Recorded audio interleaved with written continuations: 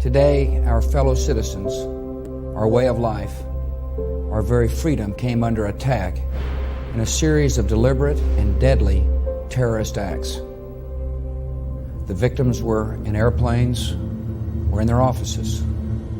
Secretaries, businessmen and women, military and federal workers, moms and dads, friends and neighbors.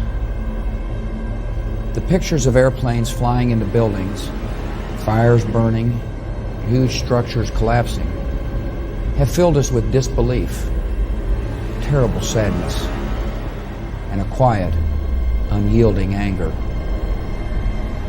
Thousands of lives were suddenly ended by evil, despicable acts of terror.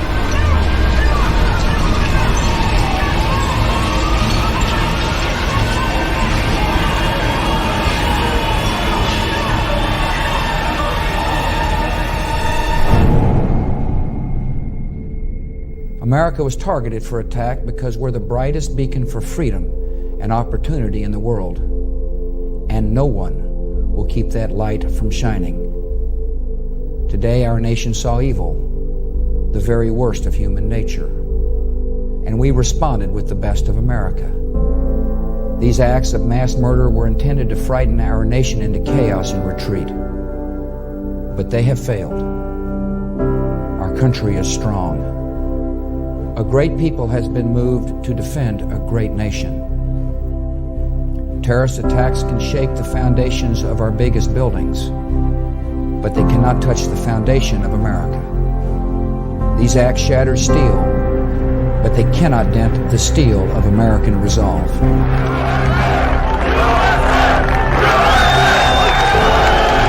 I can hear you, the rest of the world hears you, and the people who knock these buildings down will hear all of us soon.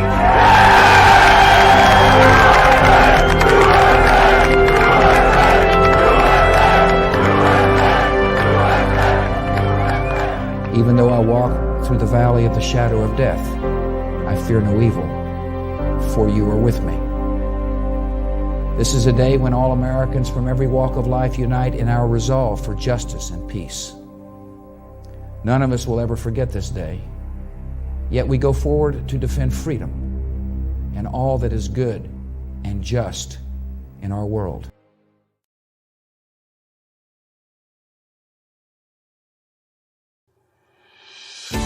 Welcome to the Church Safety Guys broadcast with hosts James McGarvey, Paul Buckner, and Mike Scully. Together, they make up the Church Safety Guys. Their mission? To equip, train, and disciple church safety teams. Join us for the next hour as we talk about all things church safety and security. Don't forget to like our Facebook page, join one of our church safety and security communities online, and share this broadcast with your church.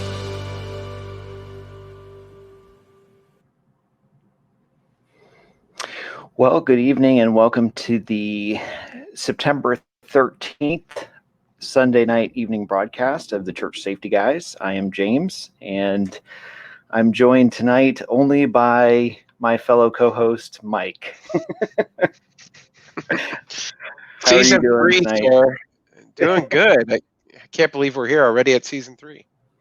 It is. It's the premiere of Season 3, and I wanted to start it with playing a little video of September 11th, and certainly we've seen through social media the remembrance of that this week, which to be quite honest, I can't even the video that I just played, I can't watch it without tearing up just a little bit over the events that day. And certainly we always like to remember those that paid the ultimate sacrifice, and where we are today. And certainly, if anything, it should encourage us to continue to pray for our leaders on a daily basis, and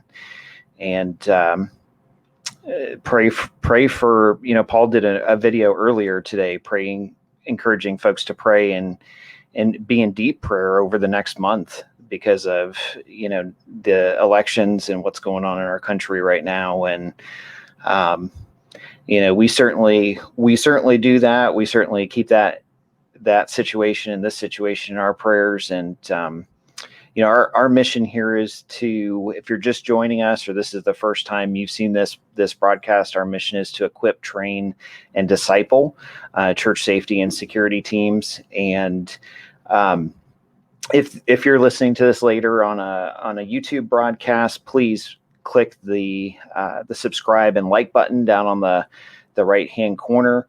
And if you're listening to this on a podcast, feel free to visit our website at churchsafetyguys.com. And there's a great number of church safety and security resources there.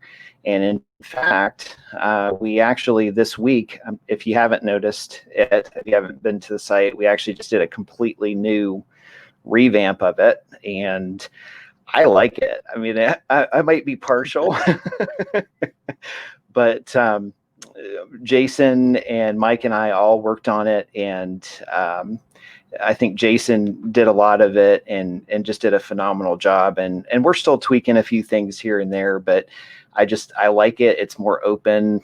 It's more, it's less confusing, I think. And so, but there's resources on there. One of the best and biggest resources that we've now made available through that site is you can actually reach out to us. And if you have a desire to purchase any resources like devotionals or something like that, maybe your church is doing a first responder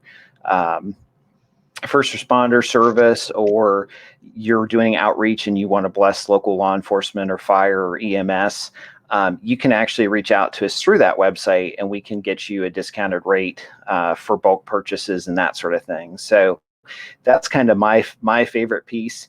And just to kind of jump, I just want to touch it real quick on the where we're at with the fundraiser, because we're starting a new season, and we're still doing that for folks that contribute. That those resources, those finances go directly to paying for books, and we ship them out as soon as we get the finances. We ship them out to different departments that have asked for them around the U.S. And to date, we have actually sold, acquired, distributed probably just over 350 copies of that book, To Protect and Serve, which, yeah, it's amazing. I certainly never would have thought about it. I had someone come up to me at church today and just kind of shook my hand and handed me some money and was just like,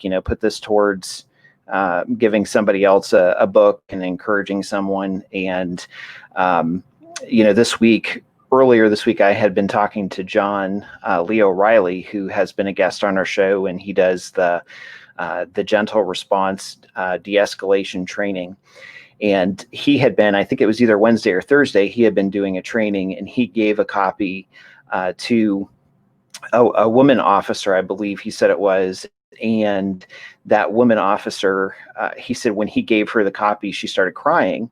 And so he was like, are you okay? What's the matter? And she had said to him that she had been praying that she could find something as an officer that would encourage her spiritually with everything that's going on right now in our culture and society. And so when I hear stories like that, and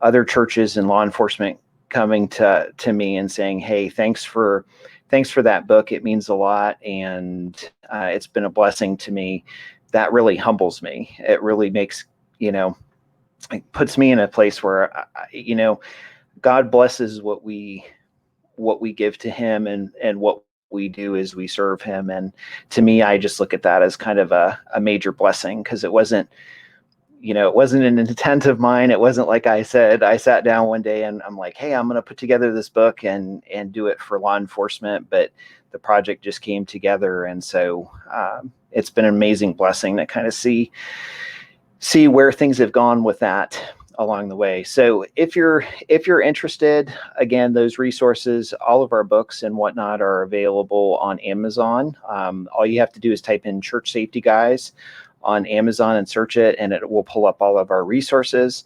And then also on our website, you can reach out to us directly. And if you know someone, honestly, if you know someone maybe that goes to your church that you want to minister to and you would like a copy of the book, please email us through the website, or you can direct message really any one of us on Facebook, because we would love to try and get you a copy that you can give to that person. And we have quite a few folks from different churches really all over the U.S. Some people like we haven't even met that reached out to us and said, hey, I know what you guys are doing. I appreciate it. I just want to encourage law enforcement.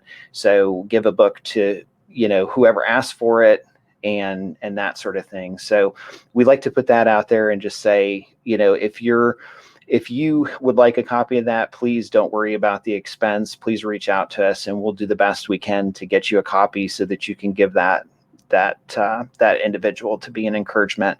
And same thing with fire and EMS. I don't want to exclude those folks, but we have the book, The Road Less Traveled, and that's kind of the sister book of To Protect and Serve. It came out a few months ago, and that resource, that book is a great one that we've done very well with as well. And we would love to send that to someone that just needs a little bit of encouragement, because that's what we're about. We want to encourage people and provide resources to do that. So all that being said, tonight we are actually going to go back to a recording that Paul and Mike and I did a couple months ago. It hasn't been ever played for you guys, but we're going to break it up between this week and next week. And that is actually a recording that we did with Stephen Willeford. Now, if you don't know him, or if you're listening to this on the podcast and you're like, who in the world is Stephen Willeford? If you remember a couple of months ago, we actually did a broadcast with Pastor Frank Pomeroy, and Pastor Frank was the pastor, currently is, he's still the pastor there, of the First Baptist Church of Sutherland Springs, Texas. And I believe it was November 5th, 2017, they had the largest church active shooter situation in church history in the United States. And to this date from that situation, we're coming up on the third anniversary of that. But in that situation, 26 people were fatally shot and 20 were wounded. And so we had the opportunity to talk to Pastor Frank and hear his story and hear his testimony, him and his wife. And then we also had the opportunity to talk to Stephen Willeford. Well, Stephen was just sitting in his house one day, the Sunday morning, getting ready to go into work, and heard lots of shooting at the church. And so he grabbed his rifle and didn't even take time to throw shoes on, ran about a block down the road to try and see what was going on and do that. And this is his story. And so we've split it up into 2 weeks so that you guys can hear this, and hopefully you'll be blessed by the story. To me, it truly was blessed. And you actually got the chance to meet him, which I'm still jealous of. Well, you know what? Yeah. Being in Texas, I am pretty close. I mean, I'd say close, but it was still a couple-hour drive. But yeah, I mean, it about a month and a half ago, did have a chance to go down and participate in a fundraiser for one of the gentlemen injured in that shooting. And Stephen actually helped put together that fundraiser. And so it was one of those things that, it's a short enough drive that wasn't just about being able to say hello, but honestly, this is what we're about. We're about giving back, and we're about kind of discipling to others in this ministry. And while Stephen wasn't obviously directly on a church security team, they were impacted in a way that we hope none of us ever have to face. So it was the least I could do to head down there, and I'm glad I had the opportunity. Yeah, I've talked to him several times. He is actually he has a website, and we'll get that posted for you, but he is actually going around the US, and he's talking about, him and his wife are actually talking about starting up church safety teams, they have a whole training package where they'll go to churches and do conferences and that sort of thing too. But one of the amazing things talking to him, and then I'll get this queued up so that you guys can enjoy it. But one of the most amazing things I think talking to him is just seeing God's hand in everything, and also talking to Pastor Frank Pomeroy. Both of them very much said that they felt that there was a spiritual battle and a spiritual fight going on that day against their church. And listening to this week, I got a chance to listen to some of Stephen's testimony again as I was getting it ready for tonight, and it just sent chills down my spine. That we always say we're always preparing, and that's why we try and always encourage folks to pray and to put prayer as a priority, because when we deal with church safety and security, we're not just dealing with physical, we're dealing with spiritual. And part of their testimony really just kind of cemented that. So it was pretty crazy to hear it. But I'm looking forward to hearing it again tonight, because it has been a little bit, and that was before I had a chance to meet him, and obviously the interview with Frank as well. And there's so much there. Sure. That it's just, I mean, this is not one, folks, that you want to miss or walk away from. This is certainly, there's a lot there, and it stirred me. I know, speaking to Frank and Stephen, you're right, James, as the way God moved and helped put the right people in the right place at the right time it's amazing. It is. So I will go ahead and key this up for you. And again, this is an interview that Stephen Willeford did with Paul, Mike, and I about a month ago. If you're just joining us on a Facebook platform, feel free to write which church you're listening from and where you're located. That kind of helps us out with distribution of our videos and whatnot, broadcasts, and we will get this started for you.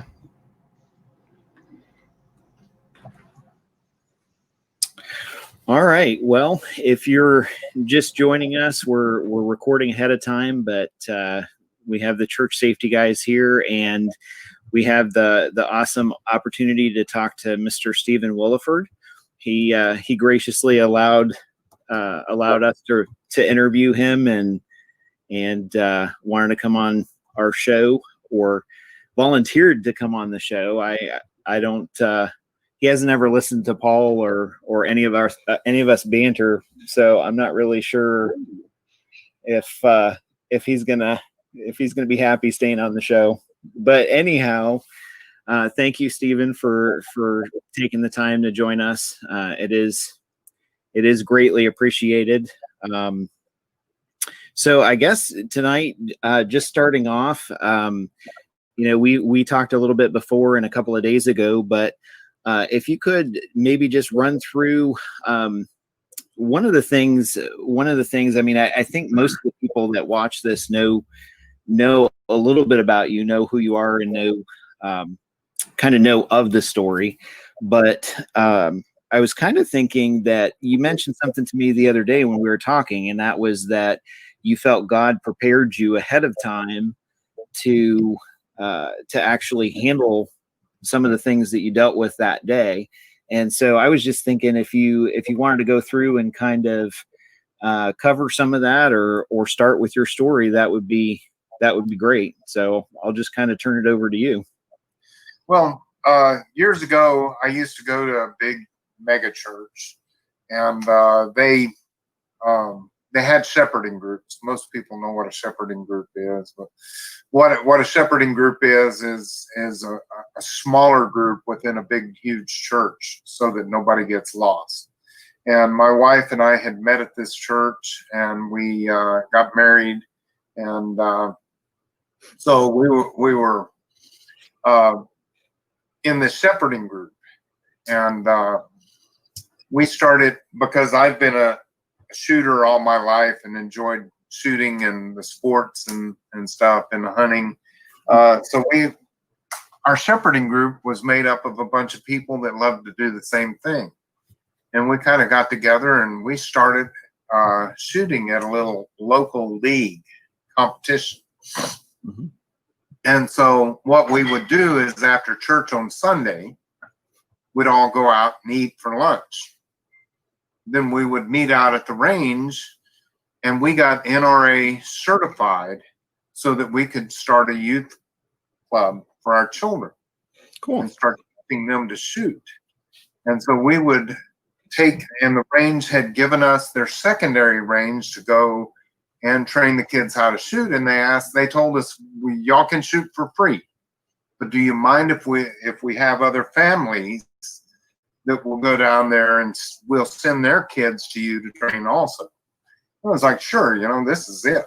And so we started shooting. And what we would do is we would instruct the kids to shoot and teach them and bring them up through the NRA certifications. All three of my children were NRA distinguished experts with a pistol by the time they were 8. By the time they were Eddie Eagle. and so we would do that, and the range would send kids down there and the parents down there too, and we'd sign them up and we'd get them through the programs too. And we would tell them, we are not a babysitting organization. If your kids are going to shoot here, at least one of the adults, either the father or the mother, is going to have to be down here controlling your kids, because we have a limited number of range instructors and we put one for every kid. We're not going to let any kid. So we started doing that. And what would happen is the women would go shoot a women's league competition. And the men would take the kids and we'd be instructing the kids. When the women were shooting the league competition, they would come down and they would pick up the kids, and then it was the men's turn to shoot. And we would go shoot a competition men's league. And the women would take the kids back to a house, start fixing dinner and getting ready for the Bible study. And then when we would finish our competition, we would go and have a Bible study. And we started doing that week after week, and it ended up a couple of years we were doing it. And one summer it got particularly hot. We're in Texas. And the kids said, can we not do that this year? It's getting too hot. Can we just let off for a while? So sure, this is for you guys. And so we missed 2 weeks in a row, and the range called us. I'm going to tell you that whatever you do for the glory of God, no matter how much you enjoy it, if you do it for God's glory, He blesses. The range called us up and said, look, I don't know if you know, but we call you guys our church group. And they said, you are here at the range. More families come to the range. The range house, the language in the range house cleans up. Good stuff. And we like the atmosphere when you guys are here. Can y'all please come back? I said, well, the kids are really burning up down there. I said, we'll supply you with canopies at the secondary range. Nice. Put up canopies, and we told the kids, that's it. We are no longer doing this for us. We're a ministry. We are doing this for other people, and we are bringing people to Christ. We are making a difference. And so that's where a lot of my training got. And along with the competition shooting and stuff, I learned tactics and things. It was kind of a real world kind of competition. And from that, I started competing with rifles and stuff. And I'm going to tell you, and they taught us how to shoot and move. Mm-hmm. If you're shooting at flat targets, standing in a stationary place, shooting flat targets, you are not going to be ready to engage an active shooter. You're going to be a target. You are practicing marksmanship, and you're not practicing shooting. It's not going to work out well for you. And so I believe all this that I just said was was fun and it was enjoyable. It's my golf. You know, Colonel Grossman has said in one of his books that a golf course is a willful misuse of a perfectly good golf or shooting range. Yep. Willful misuse of a perfectly good shooting range, and I believe that to be the fact. You know, and what he was saying is, anything you do for a hobby, there should be a practical purpose for in life. Mm-hmm. And I had no idea, but through my training, we had a 5-man team. This league shoot involved 5 people. You had to have 5 men on, and we called ourselves, by the way, the Sinners. Nice. Do you know the origins of the word sinning? One of the definitions of the word sinning in the Bible, it was an archery term meaning missing the target. Mm-hmm. Okay. So when you add it to a shooting thing, we called ourselves the Sinners, and people would ask us why we were the sinners. I said, every one of us are sinners. And being an archery term, it just kind of fits in with who we are. I love it. That's cool. That's good stuff. One of our team members was a former Army Ranger and a San Antonio police officer. And him and I would, on the side, practice and stuff, get ready for competitions. And he taught me what to do if I was ever confronted with body armor. Now, I'm a plumber. Why would that have a practical in my life? But yet we practiced it, and he told me, get him in armor, he'll feel it. It may not kill him, may not slow him down, but he'll feel it. It'll hurt him. Mm-hmm. And then look for your opportunity to shoot around. He said, 1 in the side, 1 in the hips, 1 in the legs, and we practiced that.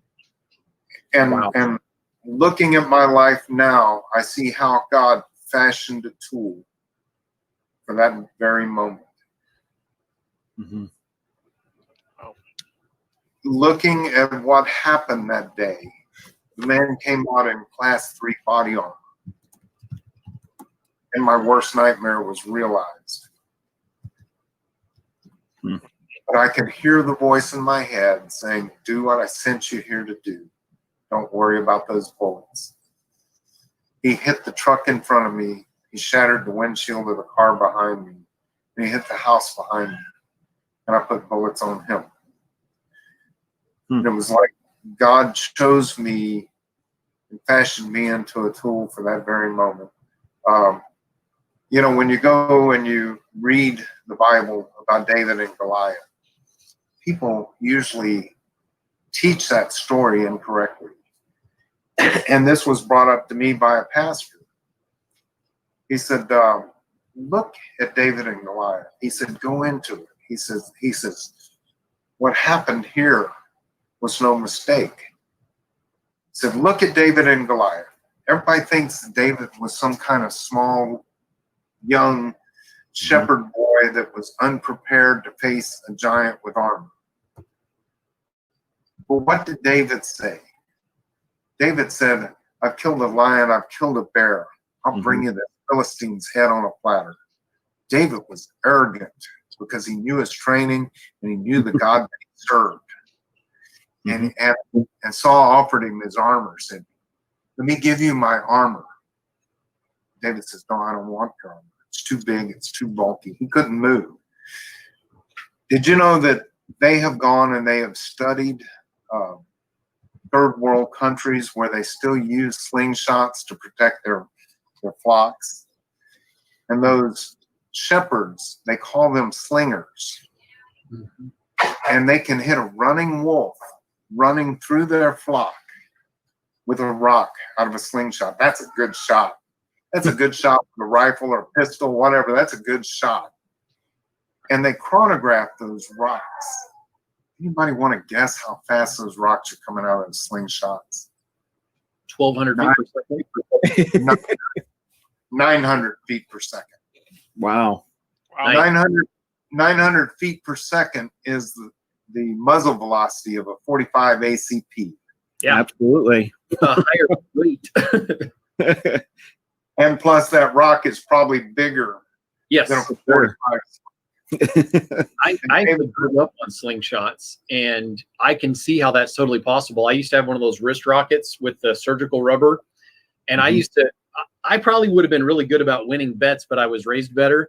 And I would take my friends out there, and I'd find a smooth stone that was narrow, and it would spin. And over 200 feet out, we had these sycamore trees that were about, I don't know, 1.5 feet thick. And I'd be like, which one of them? They'd be like, which one what? Which one do you want me to hit? They'd be like, you can't hit that. And then they'd call one of them, and I'd hit that thing at 200 feet. It was the width of a man. So, yeah, if I was doing that as a hobby, somebody, depending on their life, could probably do that a whole lot better. And understand, when you have a whip and you crack that whip, when you hear that pop, that's the end of that whip breaking the sound barrier. That's what that pop is. So now you're looking at a slingshot. When he releases that rock, and Goliath taunted him. He said, "You think so little of me that you send a young man like this?" He said, "Come to me, and I'll remove your head and let them feast on you. Let the birds feast on you." And David taunted him right back. And then when it happened, David hit him right between the eyes with that rock. So David and I have a lot in common. God trained me ahead of time.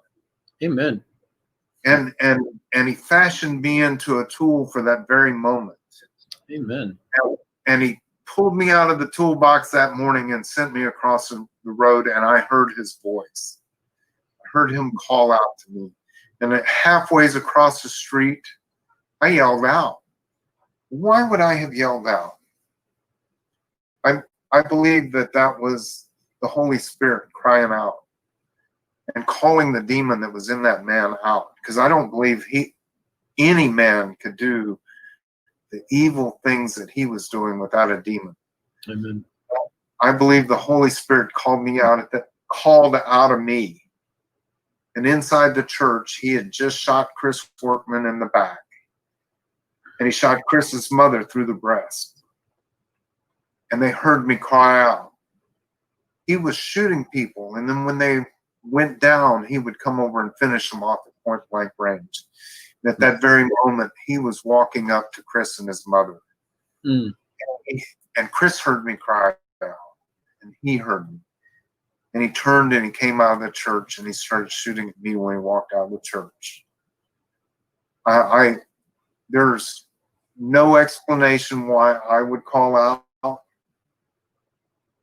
And there's no explanation why he wouldn't finish Chris and his mother off before, other than when Jesus walked into the garden and he saw the two possessed men saw him. They said, "We know who you are.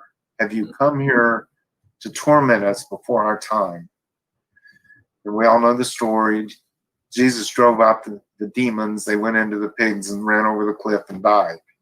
I believe it was that exact voice that called out of me. I believe it was the Holy Spirit, and a demon has no choice but to obey immediately. And I believe as I came out, he started shooting at me, and I ran behind a truck, and I saw everything slow motion. I saw the slide working. I saw the brass coming out. And I've seen a gun fired from lots of different angles before, never one like that. And I truly believe I heard God's voice say, "Don't worry about that. Do what I sent you here to do." And I was able to put one round in his left chest, one round in his abdomen. That's when he turned to get into his vehicle. He was running at me. He stopped shooting when I put him in his chest and his abdomen. That was stopped by the plates. He had on Class 3 body armor, and he had a SWAT style helmet on. When he turned to his side, if you know anything about it, it's got a plate in the front, it's got a plate in the back, and it velcros across the side. Yep. And when he turned to his side to get into his vehicle, I saw my spot. And I put one high in his side, and then I put one in his legs. He was able to get in his vehicle. That officer that trained me later said, "How could you do that? How could you get 2 out of 3 shots on a moving man shooting at you?" And my response was, "Isn't that what you taught me?" He said, definitely seems like it was a God thing at that moment, at least from your description, because I don't know that I could have made that shot or anybody else could without God steadying their hand, honestly. I believe that. I believe a lot of it had to do with the training ahead. Because God trained me before that moment. Yeah. When he got in his vehicle, he slammed the door and he put 2 shots through the side window, and I saw those holes open up and the glass falling. Everything was so slow motion. Yep. I couldn't see him from the reflection in the glass, but I perceived where I perceived his head to be. I pulled the trigger again. Coroner's report said he had a split across his forehead. If I had hit him other than that bulletproof helmet would have stopped it. But it split him across the forehead. That's when he accelerated. He turned the corner and went running down the street as fast as he could. About 150 yards by the time I got out from behind the truck that I was using for cover.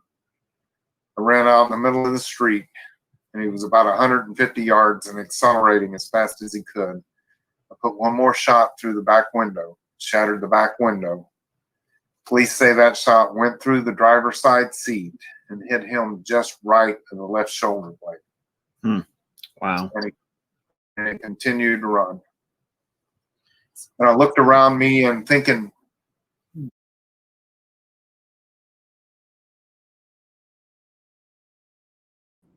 All right. If you just joined us, we are actually the Church Safety Guys. This is the Sunday night broadcast that we do live, and we're actually reviewing a previously recorded interview that we did with Stephen Willeford.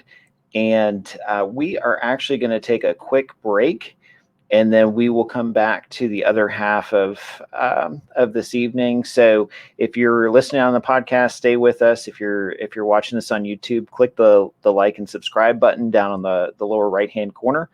But hang out with us, and we'll be right back with you. Religious and nonprofit organizations, Thomas Alexander Insurance and Associates understands that your congregation is different from a traditional business.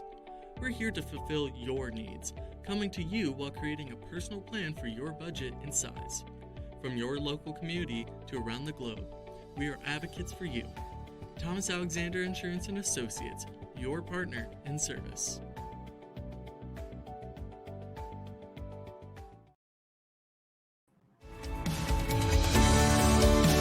The Church Safety Guys is a nonprofit organization dedicated to helping equip, train, and disciple church safety and security teams.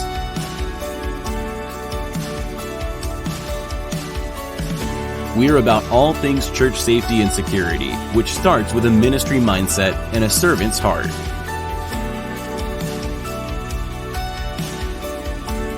We are protectors, guardians, ambassadors, and shepherds.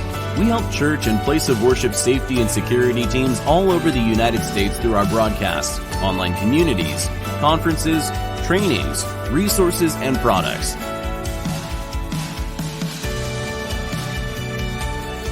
Help us reach more churches in impactful ways by considering becoming a monthly ministry partner.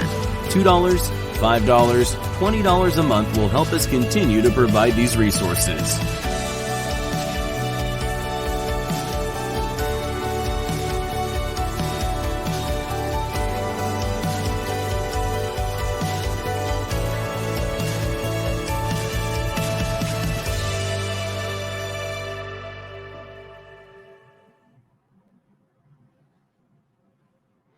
Okay, so welcome back. We're going to, now that we've had a moment to thank our sponsors and take a quick break, we're going to go ahead and roll the rest of part 1 of our 2-part series with Stephen Willeford, and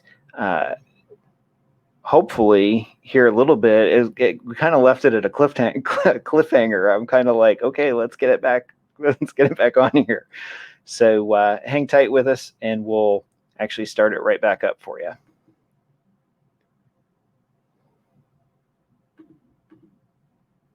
It just can't end like this.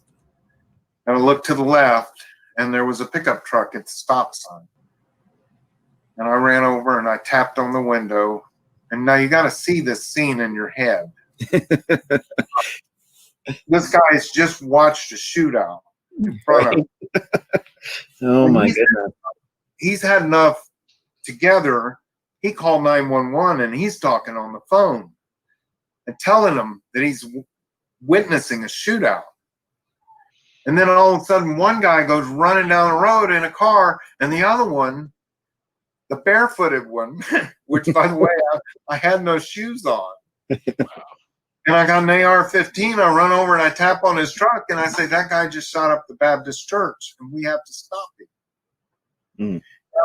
I'm just going to tell you, every sane man in this world would have just stepped on the gas.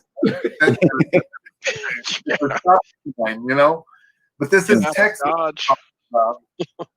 This is Texas. We're not necessarily known for our sanity. So I have a quick question for you. I'm going to throw this in here. You have the trademark hat. So I have to know, did you have the hat on, or did you leave that at the house with your shoes? I left that at the house with my shoes. Okay. So since we've taken a pause here, because I think there's so much to unpack here right in this moment, and then I want to continue with the story. I want to hear this. I really look forward, by the way, to this interview, because your situation there has changed the hearts of a lot of churches about safety teams, and that's how God works. But I want to go back to that moment where you cried out and you distracted the shooter, and that was a God thing. And so I want the listeners that are at home, I want them to absorb this. So when you guys are watching this later, I want you to think about the fact that you may have to put yourself in danger, and you may have to yell to get attention drawn to you to save innocent people. And I'm giving myself goosebumps thinking about it. Number 2, multiple shots on target rapidly, and think about where Stephen put these shots. So it wasn't that one shot ended the situation, but it was marksmanship. You know, praise be to the Lord my God who trains my hands for war. It was not the first time Stephen had picked up his particular AR-15 sling. He knew how to use this thing. And then finally, the bad guy took multiple rounds and took a round across the forehead, which I had never heard that, by the way. And he's got blood coming down into his eyes. I guarantee you his head was bleeding, and he still managed, with a round in his shoulder, in his side, and in his leg, and blood coming down his forehead, he still managed to drive away. That's adrenaline and determination. And so this Hollywood nonsense that somebody gets shot up here and suddenly the fight's out of them, it doesn't work that way. So anybody at home that's listening to this, that's a lot of high energy rounds being delivered, and the bad guy could have potentially stayed in that fight, but praise God, at that point he began to move away. So now you're getting in the truck. I climb into the truck, and I climb into a long, tall Texan. Now, I didn't have the Western hat, but Johnny did. He had a kind of a white Western hat with a feather sticking out of it, has a skull of a longhorn tattooed right here, and the horn going up underneath his ears. Of course. So I climbed up in the cab, and he never spoke a word to me. And he accelerated and ran down the road. Now he's talking to 911 on the phone, you know, and they put him straight through to dispatch at this point, because now they know where the shooter is. Mm-hmm. And they put him through dispatch. And we flew across 87, which is a main thoroughfare from San Antonio to Corpus Christi. It goes down to the coast, and a lot busy on a Sunday, people coming back from the coast and stuff. We flew across that road. He didn't even slow down. He didn't look anything, and we just darted across. And again, I was thinking more clearly than I have ever thought in my life. I believe that God was sending me messages. And I dropped the magazine out of my rifle because I didn't know how many. I just grabbed a handful of ammunition and started poking them in a magazine as I'm running out the door. So I didn't know how many I had, and I didn't know how many I shot either. You know, so I dropped the magazine out of my rifle, and I look in the top, and I got one round in the top of the magazine. That means I got one round in the chamber, one in the magazine, and he's still got on Class 3 body armor. And I looked over, and I didn't know Johnny's name at the time. I looked over at him, and I said, tell them, hurry. I've got 2 rounds left. And all I could envision is at the end of this chase, there's going to be another gunfight. And I got 2 rounds. I was like, this is going to have to be good. So we're flying down the road, and we're passing cars, and Johnny said he was doing over 95. I believe it. I believe every word of that. I dropped the passenger side window because I, didn't know what was going to end up like. And at first we didn't even have him in our sights anymore. He had just left us. But we ran in the direction that he was, and they were asking us what crossroads we were at and stuff. And then I saw him. I told Johnny, that's him. It's a gray Ford Explorer. The back windshield was busted out. I said, that's him. And we started catching him. And I'm thinking to myself, the only reason that we would be catching him if my bullets hit home. If some of my bullets had hit home. At the time, I didn't know where I had hit him. I knew where I aimed, which turned out to be exactly where I hit him. But I didn't know, and we started to catch him. And I turned and looked at Johnny, and I said, if you catch him, you're going to have to put him off the road. Now, Johnny got a toothpick hanging out of his mouth, never lost a toothpick, the Western hat and everything. And the first words he said to me, he turned and he looked over at me. He said, yep, I already figured that. I'm like, oh my God, who am I riding with? Wow. And Johnny's probably thinking, man, I always wanted to try a pit maneuver. Love Johnny to death. He's the biggest redneck that you'd ever, in a good way. Yeah. Johnny was called by God that day too. Amen. I was about to say that. And answered God's call. Because you didn't get a timid person. What's that? You didn't get a timid person. Somebody didn't pull up and go, oh, I'm sorry. I'm just going to stay here and talk to dispatch. I'm out. I'll talk to dispatch. Yeah. Johnny was ready. Johnny knew he had a job to do. Amen. And so we started catching him, and I'm thinking, okay, this is it. He pulled over into the bar ditch with a road sign in front of him. And I'm thinking, okay, he's got a road sign in front of him. He stopped. He's ready to do battle again. And Johnny pulled up, his truck still on the pavement,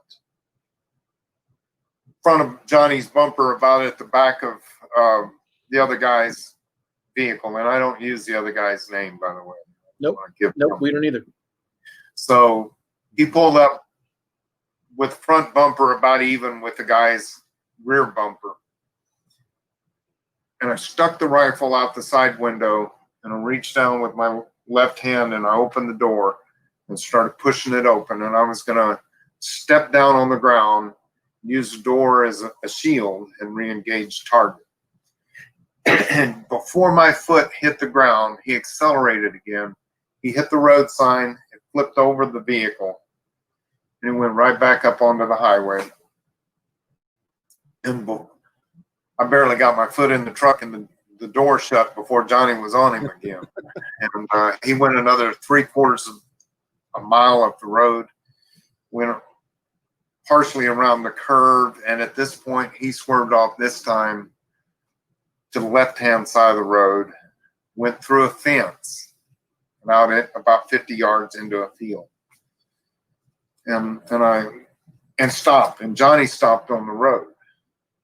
And I told Johnny, I said, just get down below the dash. Stay below the dash, out of gunfire. Just stay out of it. And I opened up the door and I walked around, put the rifle over the hood of Johnny's truck. Second Dodge, by the way, second Dodge that day that I was standing behind a 6.2 liter. Something about a 6.2 liter Hemi has got enough metal there. I figured. We're both Chevy guys, but we'll let it ride this time. Well, I'm a Ford guy, and I love Fords, but I always said there was no reason for ever owning a Dodge. But now they stop bullets really well. They stopped really well, but I put my rifle across the hood and I started yelling, "Get out, get out." I'm sorry, I yelled a few rude obscenities that maybe I shouldn't have. I think God will forgive me at this point, I think. But I wanted him to know how serious I was. Mm-hmm. And Johnny did whatever millennial would do. He got out of the truck with his phone. Oh, man. I looked over there and went, really? This is what you're going to do? He was videoing me. And it took 5 to 7 minutes. 5 to 7 minutes for the police to show up. That must have felt like an eternity. That was an eternity. I stood there holding the rifle over that truck for 5 to 7 minutes. And at one point, I even yelled out, "Where are the cops?" I was never so wanting to see red and blue lights behind me in my life. Absolutely. Wow. So I would love to press pause for one split second right here and I want to unpack this moment, because anybody who's never read Dave Grossman, and obviously, Stephen, you've met Dave Grossman and you've talked to him. If you've not read his books, which I'd be surprised by now if you haven't, On Killing, On Combat, he talks about everything you're describing and what you're about to describe. And I'm not going to go into that, but vasoconstriction, you end up with hearing loss. It ends up actually changing the shape of your eyes. So you have telescopic vision, and you're about to talk about not hearing things, and you end up with time dilation based on adrenaline because your brain's functioning faster. I have talked to people that have watched bullets go past their head, or watched individual shell casings, or seen rifling in a pistol barrel right before it fired. That shouldn't be possible except for adrenaline. And if you're not prepared for it, I read about 2 state troopers back in like the 70s that fired their revolvers in a gunfight, and the senior one stopped the other one and said, "Let's don't chase them. Something's wrong with the gunpowder in our guns. We're not actually firing." Nothing happened. And they had actually emptied these like 357s or 45s into the bad guy's car, and the bad guy was bewildered why they didn't give chase. Well, they thought that they didn't have any ammo. They thought that they had bad ammo. And so these are all things to everybody listening at home. If you've never thought about these things, these are things you want to understand. So On Killing and On Combat by Dave Grossman, that should be on your nightstand. And so I apologize, Stephen, please continue. Well, I will say something about that too, because I was doing a seminar with Carl Tinn, and one of the guys that spoke after me, he used me as a prime example. He said some of the things that can happen to you during high stress like this, one of the things could be that everything speeds up real fast. Everything seems like it's going in double time. He says, and you could get tunnel vision. I never got tunnel vision. Impressive. And he said, and the third thing that could happen is everything slows down real slow. Mm-hmm. And I had already given my speech, and I had already told about watching the glass open up and falling. He said, if it slows down real slow, that means your training is kicked in and your mind is working faster than everything else around you. Use that. Wow, I love it. Guys, that's a gold nugget. If you're listening at home right now, that's a gold nugget.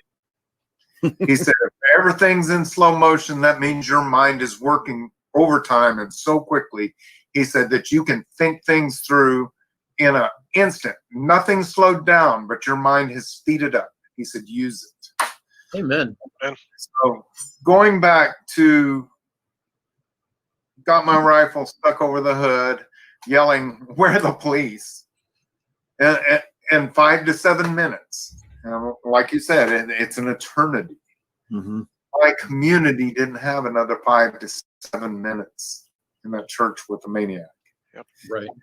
The police were 5 to 7 minutes behind me, and I'm watching, got the gun pointed at the driver's side window that was out, but it's parked at an angle I can't see into the vehicle. Mm-hmm. And then I heard a voice. Didn't hear him pull up, but I heard an officer. He had gotten out of his car, had his microphone in one hand, had his pistol in his right hand, and he was standing behind the door of his car. He said, "Driver, get out of the vehicle with your hands up." And I turned and looked up the road to my left. He was about 50 yards up the road from me. And he keyed the mic and he said it again. He said, "Driver, get out of the vehicle with your hands up." And if I can tell anybody anything right now, is when the police show up, that officer may not know what's going on. Amen. Absolutely. Comply.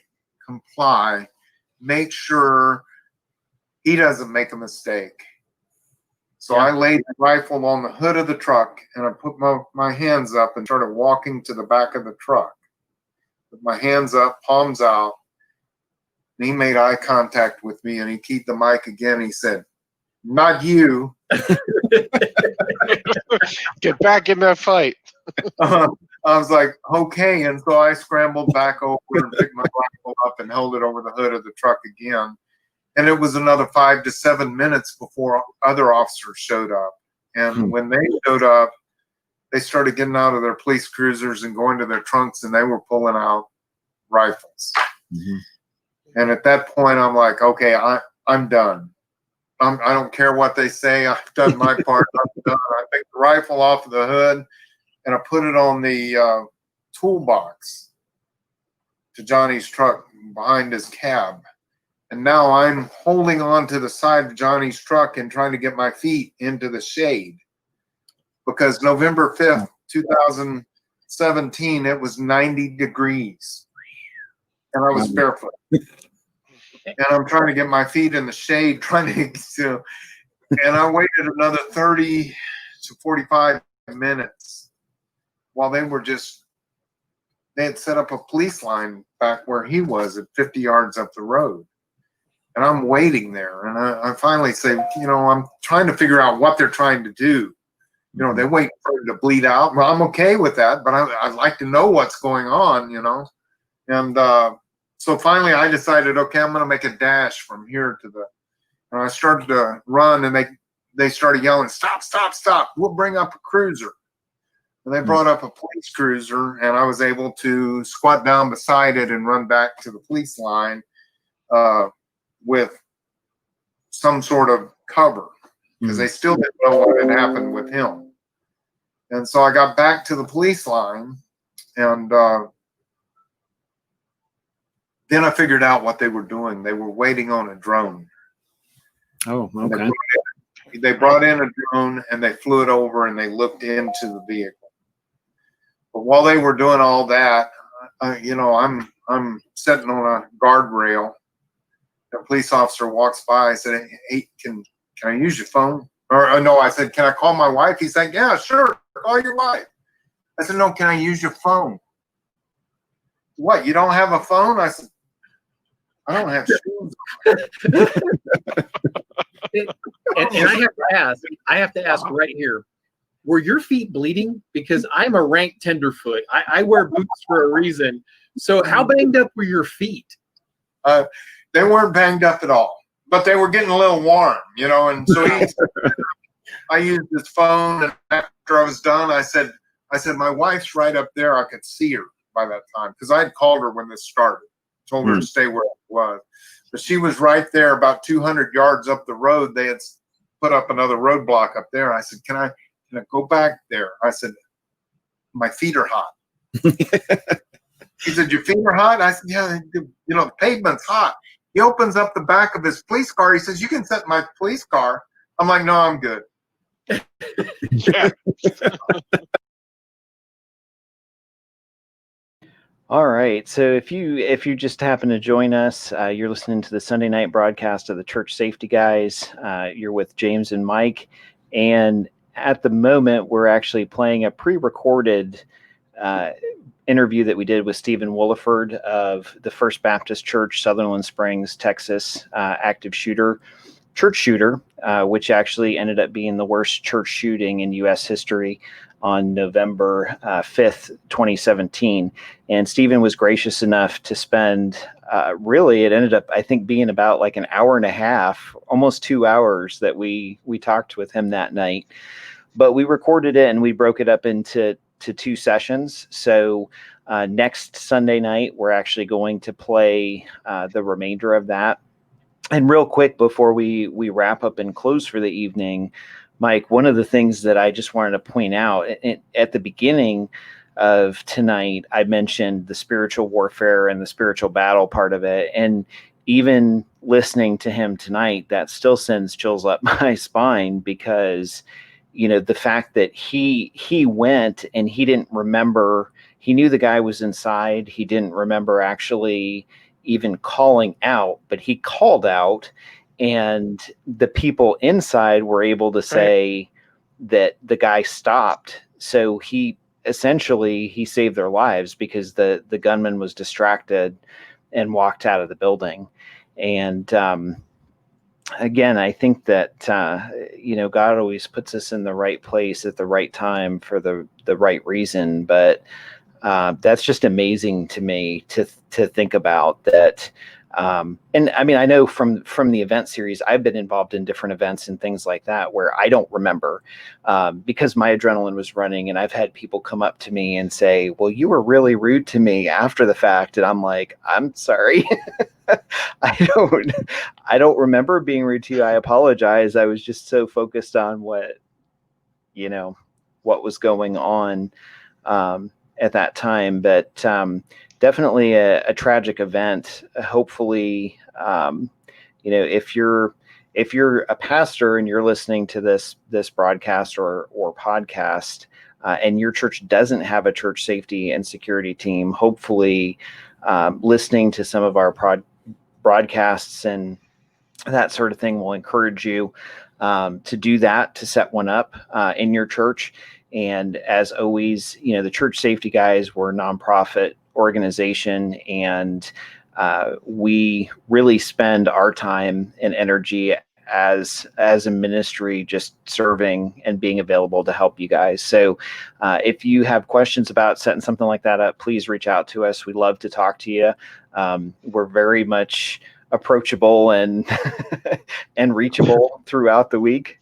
So, but did you want to add anything, Mike, before we wrap up?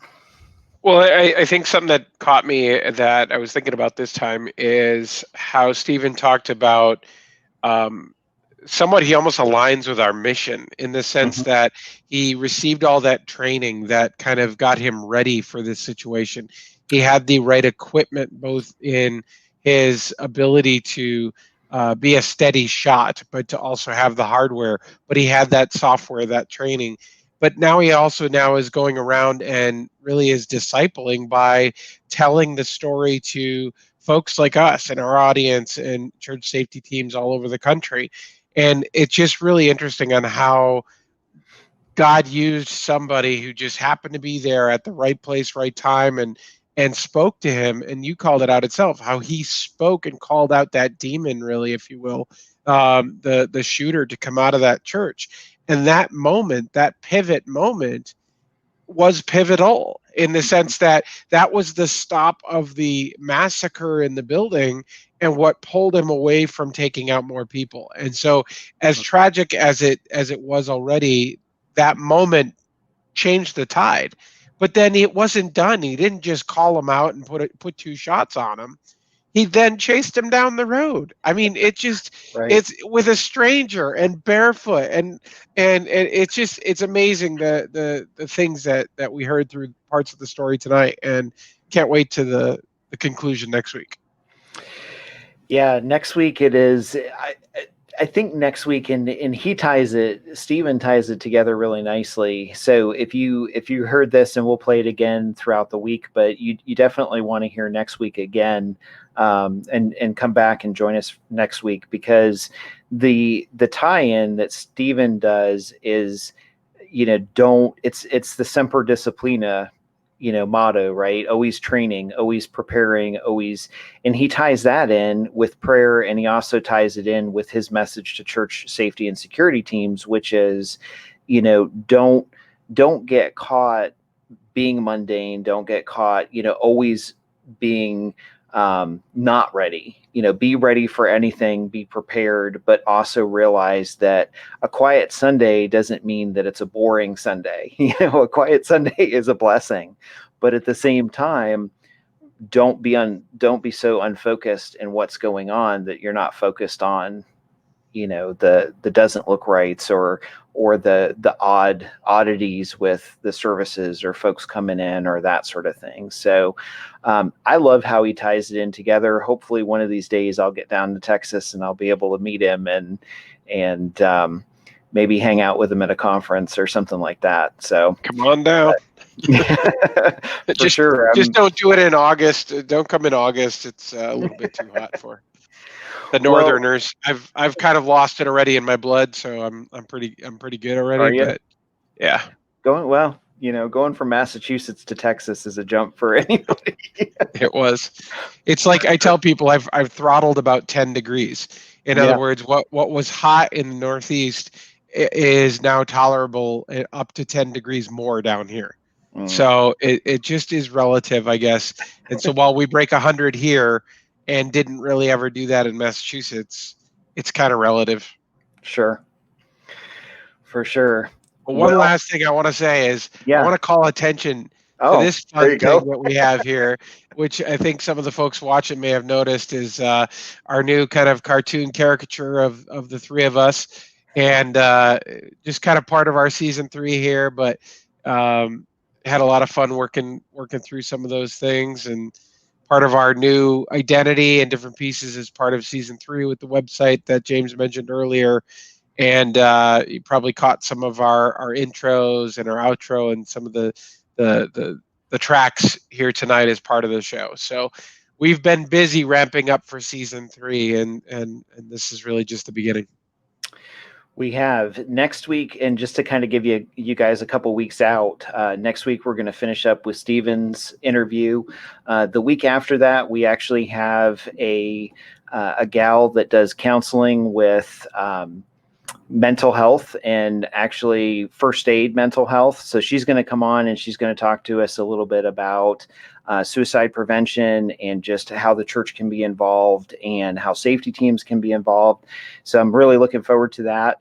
The week after that, just to give you guys a quick snap picture of it, the week after that, we're actually going to be down in Missouri, and we'll have that. I think that Sunday night will be off because the three of us will be on the road, but we actually had the opportunity to go do some training together. So it'll be the first time that Mike and Paul and I get to hang out together, and looking forward to that. And that training was actually in conjunction with Matt Combs of Shield Force International. He's also a great guy. He's been working with us, and he's actually one of our sponsors through the next season and next year. So definitely, if you get an opportunity, check out Shield Force International's website. You can always visit our website for their information.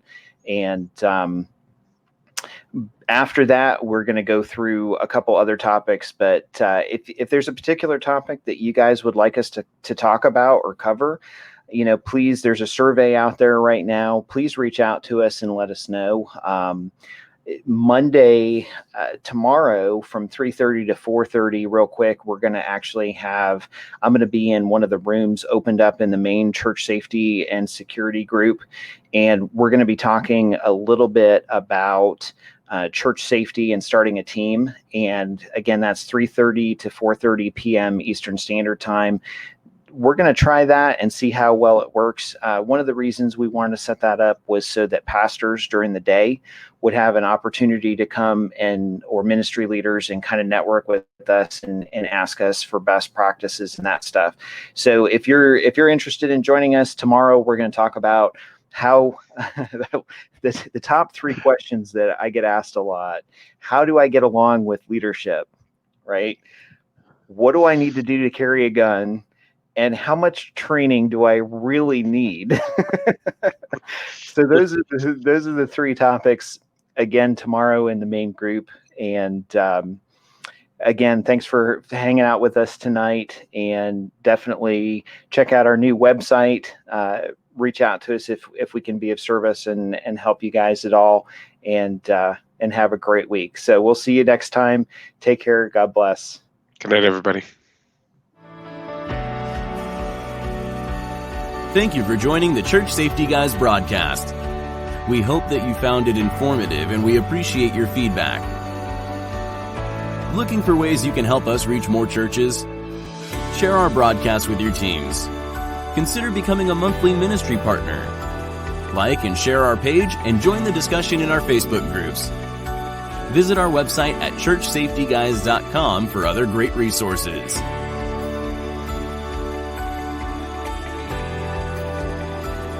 Remember to keep a servant's heart, a mindset of ministry, and Semper Disciplina.